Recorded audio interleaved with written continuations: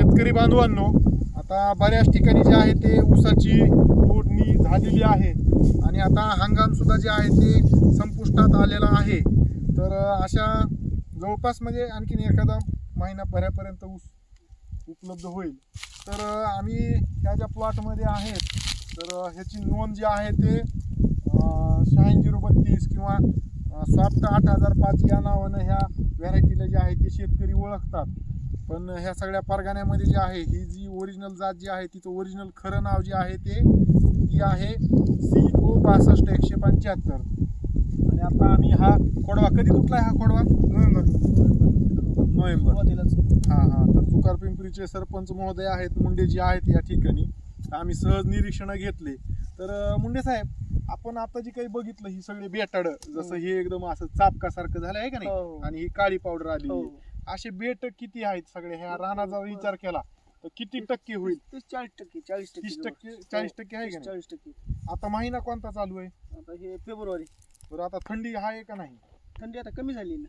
थंडी कमी झाली, पण त्या कम्पॅरेटिव्ह आणखीन थंडीचं आहेच ना, आहे थोडीफार का थोडंफार नाही? आहे, कमी आहे पण म्हणजे medium निवळ आहे, medium आहे निवळ थंडी. म्हणजे उन्हाळ्यात नाही, जसं उन्हाळा मार्च नाही, एप्रिल उन्हाळा मध्ये नाही. आपण निवळ नाही कडक नाही ऊन, नाही उन्हाळा नाही आता सध्या आणखी. मोबाईलला जर बघितलं तर हो. टेम्परेचर आता आम्ही आता माझ्याकडे हँड रिफ्रॅक्टोमीटर आहे हो. आणि त्याच्यावर सुद्धा मी टेम्परेचर सहज बघितलं. आताच टेम्परेचर जे आहे ते आणखीन एकदा परत कमी आहे एकदा ते. मी बघेन. ते आता 20 किती 22 टेम्परेचर आहे? दाखवले प्रत्येक वरती कांड्याला, पण 22, 32.7 जे आहे ते आताचं हे टेम्परेचर आहे ह्या ठिकाणचं. 23 यायला पाहिजे. आणि पाणी मात्र पाहायला गेलं तर या ठिकाणी सगळं पाणी व्यवस्थित दिलेलं आहे. काय दोस्ता, पाणी दिलंय का नाही? पाणी आहे. काय नाव तुमचं?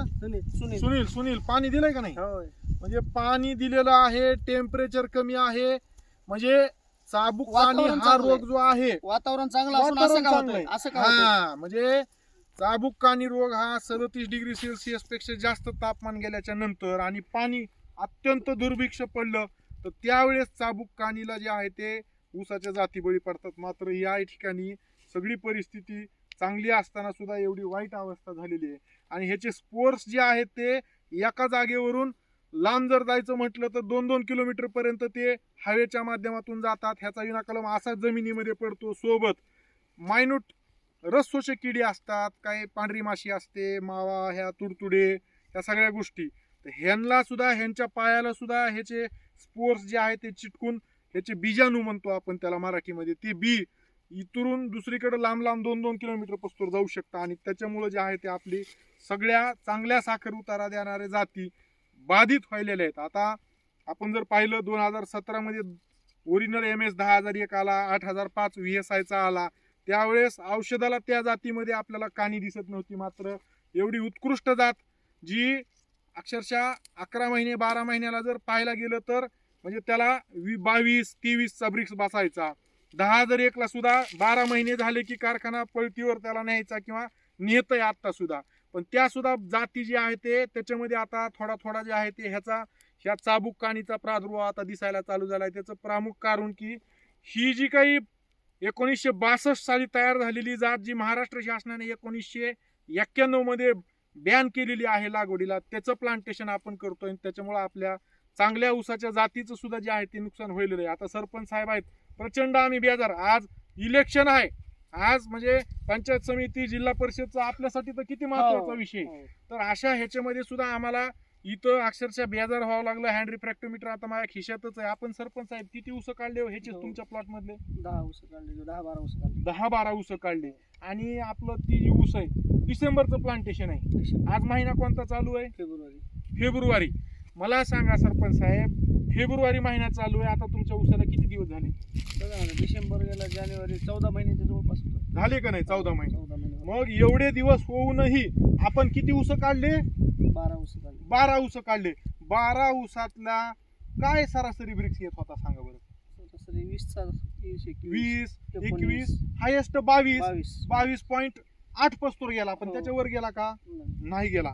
मग त्याच ओरिजिनल जाती जर आपण बघितल्या तेवढं वय जर त्याचं झालं असेल तर त्या डायरेक्ट 24+, 26+, 27+ चालतात. आमच्याकडे तशा प्रकारचे हे सुद्धा आहे. सांगायचा उद्देश, महाराष्ट्र शासनानं बॅन केलंय म्हणजे त्याचा उद्देश हा होता की हे अशा प्रकारचे हे जे रोग आता इथं जर ह्या शेतकऱ्याचं 30-40% जर नुकसान झालं, ह्या खोडव्यामध्ये जर ऊसच तयार झाला नाही, कारण की ह्याचं ऊस त्याला कांडी धरल का? होणारच नाही. आणि मग एवढ्या मोठ्या प्रमाणामध्ये जर आपलं नुकसान होणार असेल तर अशा बॅन केलेल्या जाती ज्या आहेत त्या आपण लावू नयेत. ठीक आहे, आता आपल्याला लगेच खोडवा मोडता येत नाही.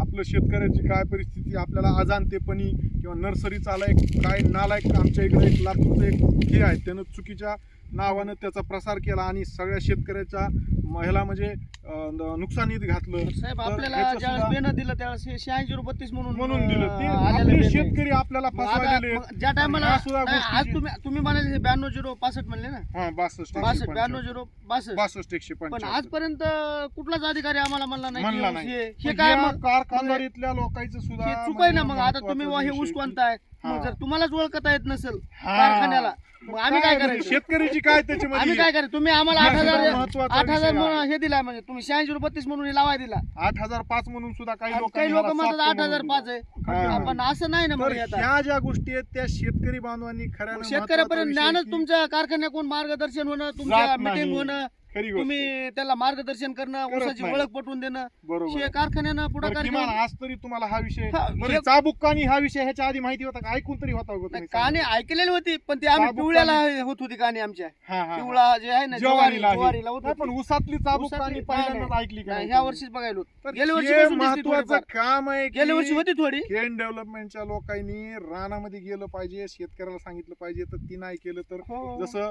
शेतकरी महोदयांना म्हणजे ह्यांची जशी फसवणूक झाली इतर लोकांकडून, अक्षरशः 15-012 म्हणून साहेब आमच्या तिकडे अकोल्याला अक्षरशः ह्याला 15-012 म्हणून दिलं हो. हो, आता आणि आम्हाला किती इथं महागानं 86-32 म्हणून दिला. इथं तुम्हाला 86 म्हणून दिलं. आणि हो. बघा जिथं थुकल तिथं आहे का नाही? हो का? नाही इथं नाही, झालं पण की- इथं आहे 40 का ठिकाणी नाही? आता ही बेट बघा ना तुम्ही, ही बेट बघा तुम्ही, ही बेट. हा, या इकडं. आता ह्याच्यामध्ये सगळा काणी ऊस आहे. कानी ऊस आहे. बघा, बघा. सगळं काणी ऊस आहे. कानी ऊस आहे. कसं करायचं सांगा. ह्याच्यामध्ये काय आहे? सगळं काणी शेतकऱ्यांना आहे. कसं हे करायचं सांगा ह्याच्यामध्ये. आता ह्याच्यामध्ये काय आहे? ऊस आहे का? हे गवत ऊसच तयार नाही, सगळं गवत ही सगळी कानी जी आहे ते कानी आहे का झालेली नाही? आहे. हं. आणि ह्याच्यामुळं आपले शेतकरी बांधवांना आपलं नुकसान व्हायलेलं आहे. 40% त्याच्यामुळं 50% विनंती काणी राहील, आहे. ही जी काय आपलं नुकसान जर आपल्याला टाळायचं असेल तर अशा म्हणजे शेतकऱ्याला बरबाद करणाऱ्या जाती जी आहे ते आपण लागवड करू नये. बघा ही सगळीकडं बरं परिस्थिती बघा, सगळं आता पाणी दिलेलं आहे. टेम्परेचरही आम्ही तुम्हाला दाखवलं, टेम्परेचर सुद्धा फार काही वाढलेलं नाही आहे.